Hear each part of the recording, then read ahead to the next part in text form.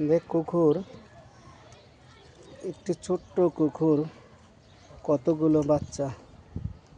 আরে সবগুলো একসাথে দুধ খাইলে কেমন লাগবে। আবার লেজে বানছস কি? হ্যাঁ, লেজে বানছস কি? যা দেখ।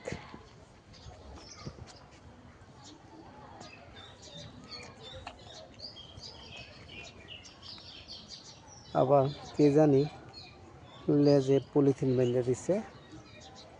একটি ছোট্ট কুকুরে এতগুলো বাচ্চা, তবু জীবিত,